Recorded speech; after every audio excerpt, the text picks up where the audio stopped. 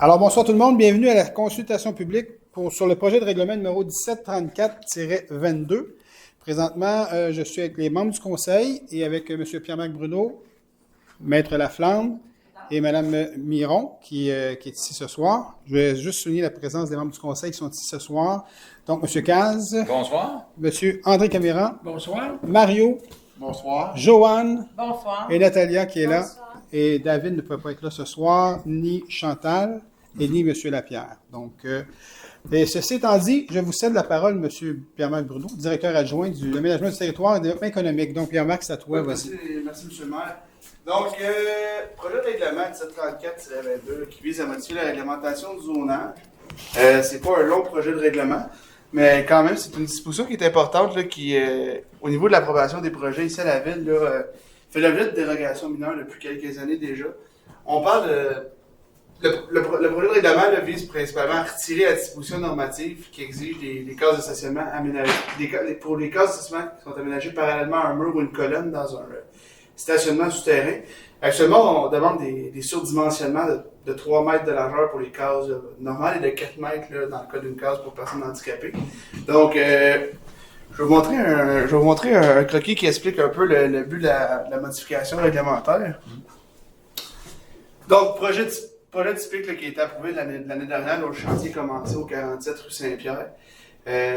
Projet de multilogement avec un stationnement en sous-sol.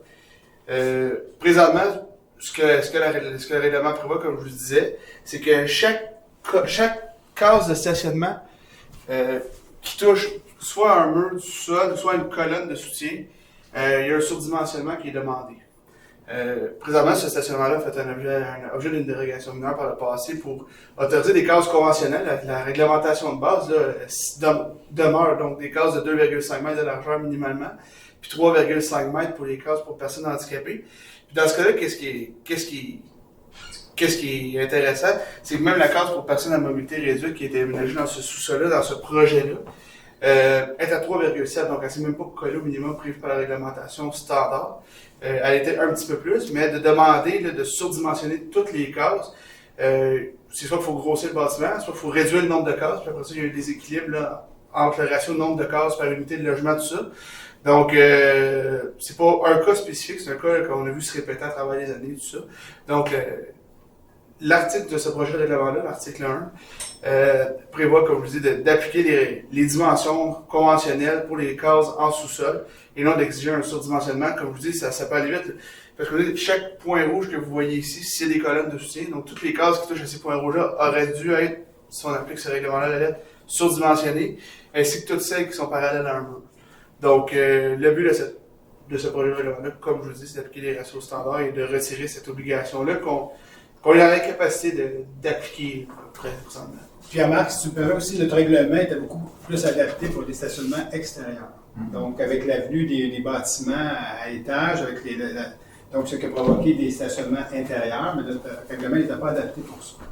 Donc, ça a occasionné maintes et maintes fois des dérogations mineures. Donc, on veut régler vraiment ça en ajustant notre règlement. C'est ce que toutes les villes font, généralement, là, quand il y a un règlement qui est trop vieux puis qui n'est pas adapté à la réalité d'aujourd'hui. Donc, on doit faire des ajustements, sinon on est toujours à dérogation mineure. Alors, puis ça occasionne des frais aux gens qui viennent pour faire une demande de dérogation mineure, du travail à nos équipes à l'interne pour rien, en fait, parce que c'est un règlement qui doit être ajusté et mis à jour. C'est ce qu'on fait ce soir avec ce règlement. Exactement. Puis, en aucun temps, la personne handicapée, ça rend une case plus petite que prévu. Non, comme j'expliquais dans ce cas-ci, elle a son 3,7, alors que c'est 3,5 minimalement en temps normal qui est exigé. Exact. Plus la petite bande de dégagement là, pour laisser un monde de personnes s'ouvrir ou quoi que ce soit. Là. Donc, tu sais, la case va être à 3,7, mais dans les faits, il y a un espace supplémentaire là, entre le mur et la case, justement, là, pour faciliter les manœuvres. Là.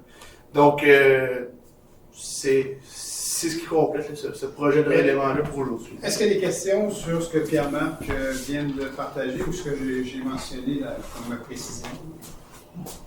Pas de question. Pas de question. Donc, le projet contient une disposition sur ce règlement susceptible d'approbation référendaire qui est l'article 1.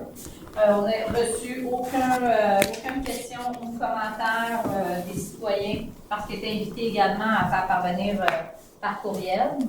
Donc, il est possible pour un groupe de citoyens de réclamer une procédure d'approbation pour l'ensemble de la municipalité avant l'adoption d'un règlement qui a pour but de modifier certains objets des règlements de zonage. Le recours est réalisable en transmettant au greffier une demande à cet effet signée par les personnes intéressées. À la suite de la présente consultation publique, le Conseil adoptera un second projet de règlement. L'adoption du second projet sera pour sa part suivie de la publication d'un nouvel avis public sur le site Internet officiel de la Ville qui va indiquer l'objet des dispositions susceptibles d'approbation référendaire, l'article 1 dans le cas présent. Quelles personnes intéressées peuvent signer une demande afin que le règlement soit soumis à l'approbation de certaines personnes à la Ville à voter. Toute demande doit être reçue à la municipalité au plus tard le 8e jour qui suit celui où sera publié l'avis annonçant la possibilité de faire une demande de participation à un référendum. Les conditions particulières applicables pour les signataires seront énumérées dans l'avis public. Toute demande doit être signée obligatoirement par au moins 12 personnes intéressées de la zone d'où elle provient ou par au moins la majorité d'entre elles si le nombre de personnes intéressées dans la zone n'excède pas 21. La demande doit indiquer la disposition qui en fait l'objet, la zone d'où elle provient, l'intention des signataires de vouloir soumettre la disposition à l'approbation des personnes habiles à voter et doit porter la signature des personnes intéressées. Alors, c'est tout. Merci beaucoup, Sophie. Pierre-Marc aussi, merci beaucoup. Donc, étant donné qu'il n'y a pas de questions ici dans la salle et on n'a pas eu par écrit, alors ça va mettre un terme à la consultation publique. Merci beaucoup tout le monde. Bonne soirée.